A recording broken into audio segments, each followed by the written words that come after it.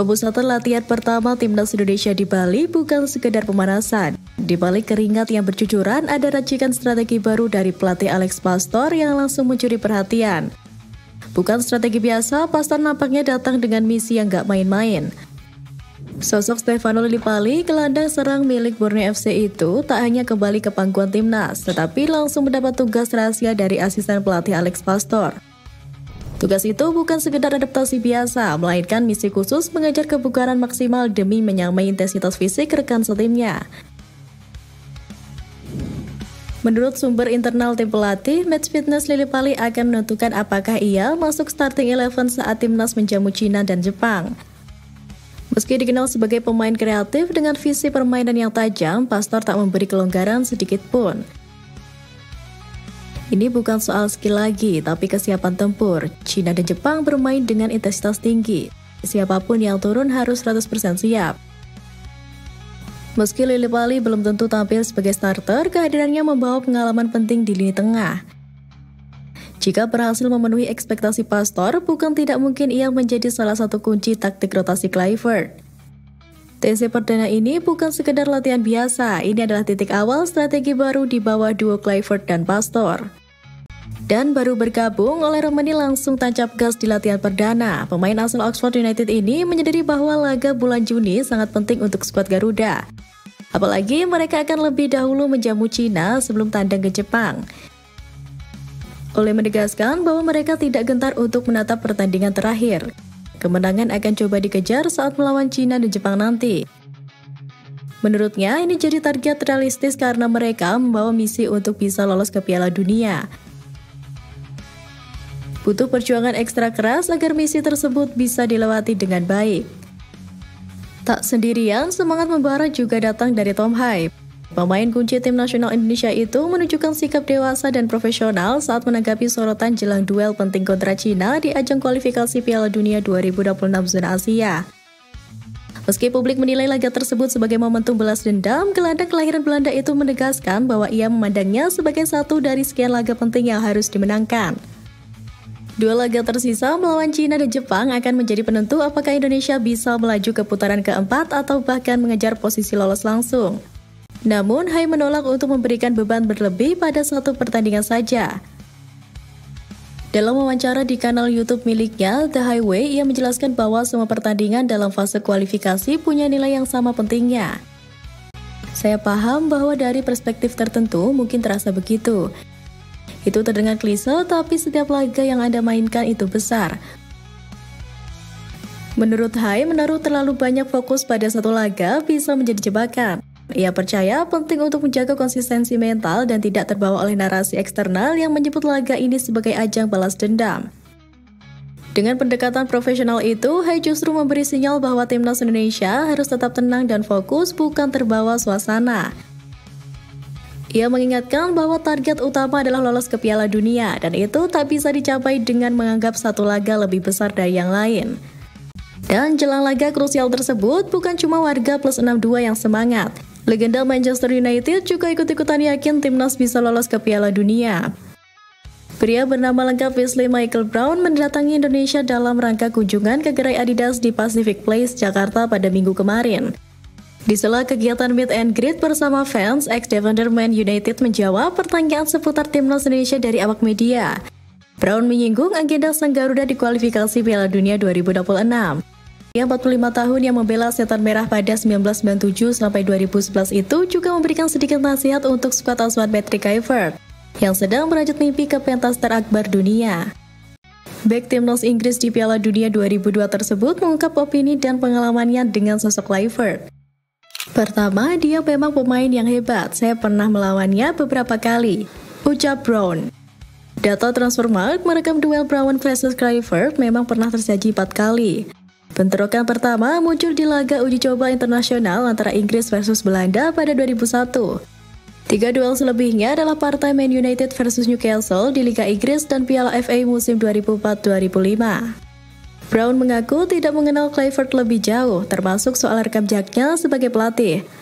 Namun, ia memiliki firasat bagus bahwa mantan penyerang Barcelona itu bisa melakukan hal positif bagi Timnas Indonesia. Peluang timnas Indonesia merebut tiket langsung ke Piala Dunia 2026 memang masih terjaga.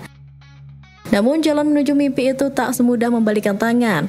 Ada syarat dan rintangan yang harus ditaklukkan. Kemenangan atas Cina menjadi skenario terbaik yang harus diwujudkan. Tambahan 3 poin bisa membuat Indonesia semakin dekat dengan posisi aman untuk lolos ke ronde keempat.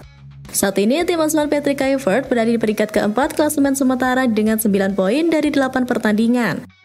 Namun, kemenangan saja belum cukup. Indonesia juga harus berharap 2 laga lain di grup ini berpihak pada mereka.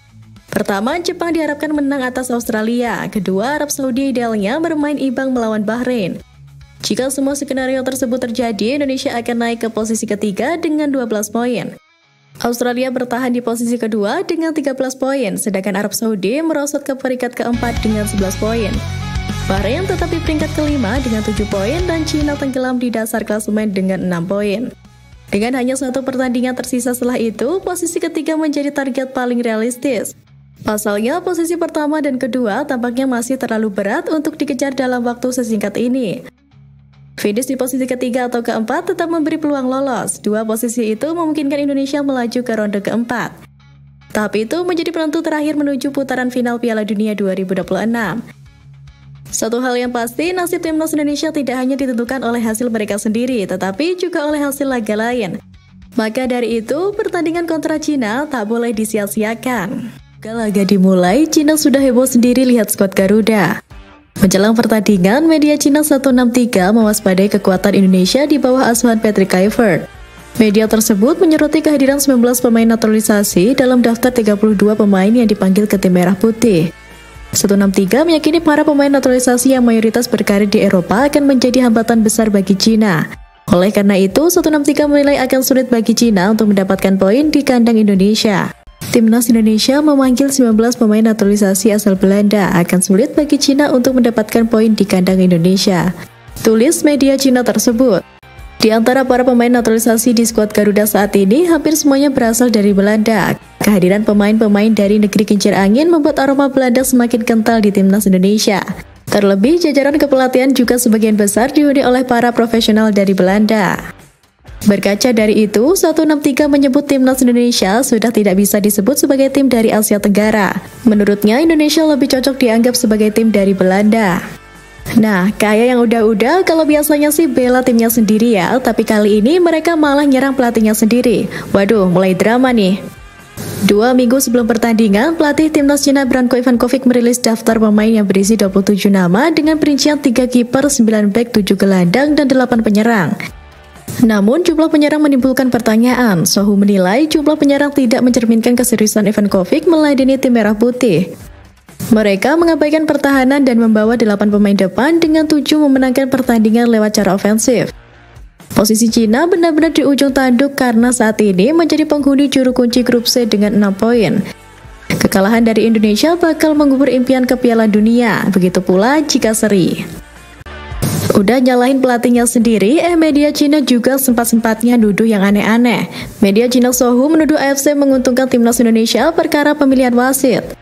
Mereka menduga pihak asosiasi lebih ingin skuad Garuda lolos ke babak selanjutnya di kualifikasi Piala Dunia 2026 zona Asia. Sejak jauh hari, AFC telah menunjuk wasit Rustam Lutfulin untuk memimpin laga tersebut. Namun, penugasan tersebut tidak mendapat sambutan yang baik dari kubu Cina. Sohu mengklaim AFC menggunakan tipu daya untuk mendukung skuad Garuda. Mereka keberatan karena Lutfulin dianggap rajin mengeluarkan kartu dalam pertandingan. AFC menggunakan tipu daya. Mereka menunjuk wasit untuk pertandingan Cina melawan Indonesia adalah Rustam dari Uzbekistan. Perlu disebutkan, Rustam adalah master kartu. Pengaturan seperti itu mungkin merupakan tipuan AFC, tulis media Cina Sohu. Mereka lalu menjabarkan data statistik. Dari 103 laga yang pernah Rustam Lutfulin, tercatat ada 493 kartu kuning dan 23 kartu merah. Sementara di laga internasional, ia telah mengeluarkan 8 kartu merah dan 178 kartu kuning dari 37 pertandingan. Menariknya lagi, Lutfulin pernah memimpin 2 laga timnas Indonesia di ajang kualifikasi Piala Dunia 2026. Ia menjadi pengadil saat tim merah putih menjamu timnas Filipina di putaran 2 dan timnas Arab Saudi di putaran 3. Di 2 laga itu, timnas Indonesia sama-sama menang dengan skor 2-0 di SUGBK. Fakta tersebut jelas membuat Sohu sewot. Mereka menduga AFC memang sengaja menginginkan anak asuh Patrick Kluivert terus melaju. Makin kesini, ketakutan mereka makin kelihatan. Stadion yang penuh, teriakan fans, suasana panas, ternyata bikin pandit Cina merinding bukan main-main. Sebelumnya, Cina berhasil mengalahkan Indonesia 1-2 pada pertemuan pertama pada tahun lalu. Namun, Rock memprediksi tim Dragon akan kesulitan melawan skuad Garuda di Jakarta. Salah satu faktornya adalah timnas Indonesia yang akan bermain di kandang sendiri. Rock menyebut atmosfer di Stadion GBK bisa membuat mental lawan jatuh. Timnas Indonesia juga punya kandang yang menyeramkan. Atmosfer stadion penuh dengan 50 hingga 60 ribu penonton akan menyulitkan tim kami. Bagaimana bisa kami meraih kemenangan di kandang Indonesia? Ujar Rock dikutip dari 163. Dan demi bukam Cina, Patrick Kluivert bakal turunkan Dream Team Garuda. Kluivert tahu ini bukan laga biasa. Lawan Cina harus keluarin semua senjata rahasia.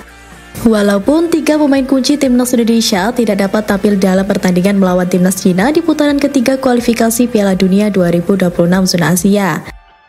Pemain-pemain tersebut adalah Martin Pas, Ragnar Oratmangun, dan Marcelino Ferdinand.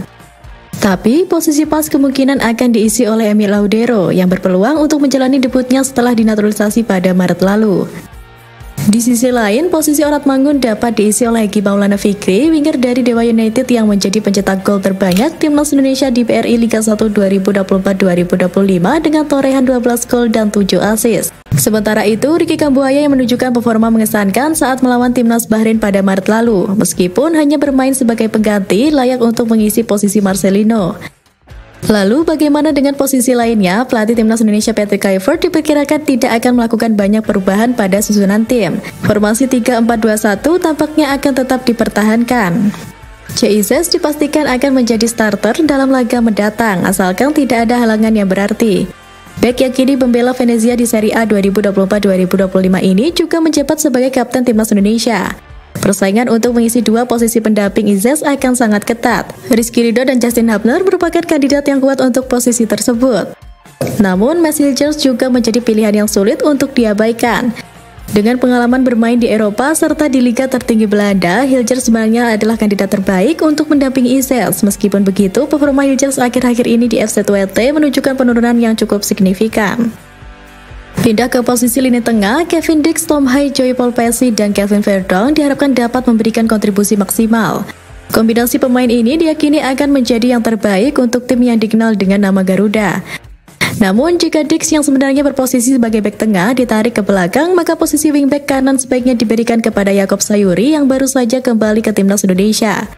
Di sektor lini depan, Ali Romani diharapkan menjadi andalan utama timnas Indonesia untuk menjebol gawang Cina. Selain itu, dengan adanya Egy dan Kambuaya, ketiga pemain ini berpotensi membentuk trisula yang sangat mematikan bagi lawan. Dengan kombinasi ini, diharapkan timnas Indonesia dapat lebih agresif dan efektif dalam menyerang. Dulu timnas kita diremehkan, kini kita ditakuti. Dari media sampai pandit mereka pun mulai gentar. Garuda tak lagi sekedar tim ASEAN, ini saatnya terbang lebih tinggi, lebih jauh, dan buktikan Indonesia layak disegani di level dunia. Dua legenda sepak bola Belanda kini bersatu demi satu tujuan, mengangkat prestasi Garuda. Simon Tahamata resmi ditunjuk sebagai Head of Scouting oleh PSSI pada Kamis 22 Mei 2025, menandai langkah strategis dalam penguatan sistem pencarian dan pengembangan talenta muda Indonesia. Kehadiran Tahamata semakin mempertegas sentuhan Belanda dalam struktur sepak bola nasional, seiring dengan latar belakangnya yang erat dengan kultur sepak bola negeri kincir angin. Melalui pernyataannya, Tahamata mengaku bersyukur atas sambutan hangat yang ia terima bahkan sebelum pengumuman resminya. Ia juga menyampaikan antusiasmenya untuk segera bekerja sama dengan jajaran pelatih timnas Indonesia di bawah arahan Patrick Kluivert. Saya mengucapkan terima kasih atas semua pesan positif yang telah dikirimkan kepada saya. Saya menantikan kolaborasi bersama Coach Patrick Kluivert dan staf teknis lainnya di Indonesia, ujar Tahamata di laman resmi PSSI. Dalam kapasitas barunya, mantan bintang Ajax Amsterdam dan timnas Belanda berdarah Maluku ini akan bertanggung jawab mencari dan merekrut pemain berbakat baik dari dalam negeri maupun diaspora, khususnya yang berada di Belanda. Ia akan bekerja sama erat dengan Kluivert, Gerald van den Berg, Nova Arianto, dan jajaran pelatih lainnya untuk memastikan keberlanjutan dan peningkatan kualitas skuad nasional serta ekosistem sepak bola tanah air. Baru ditunjuk, Simon Tahamata langsung menunjukkan efektivitasnya. Lobby pertamanya sukses besar, satu talenta diaspora, Tristan Khoyer siap memperkuat timnas Indonesia.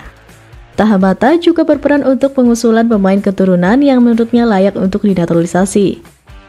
Dan ya, salah satu pemain potensial yang punya kans diusulkan oleh Tahamata adalah Tristan Kjær yang merupakan wonderkid Ajax Amsterdam. Bek kanan berusia 20 tahun tersebut dibina di Akademi Ajax namun dipinjamkan ke PSV Zwolle pada musim ini. Tahamata merupakan sosok yang melihat langsung bagaimana Kjær berkembang karena dia menjabat sebagai pelatih teknis di tim Akademi Ajax dari tahun 2014 hingga 2024. Di sisi lain, Kjær masuk sistem Akademi Ajax sejak 2016 dan meninggalkan klub pada 2024 untuk masa pinjaman ke PSV Zwolle. Beberapa waktu lalu, ia pun pernah menyampaikan secara jelas bahwa dirinya tertarik untuk membela timnas Indonesia. Saya sangat menghormati cara sepak bola di Indonesia dan saya melihat perkembangan yang dialami tim nasional. Saya tak menutup kemungkinan untuk masa depan, kata Tristan Kjær pada Maret lalu via Football Premier.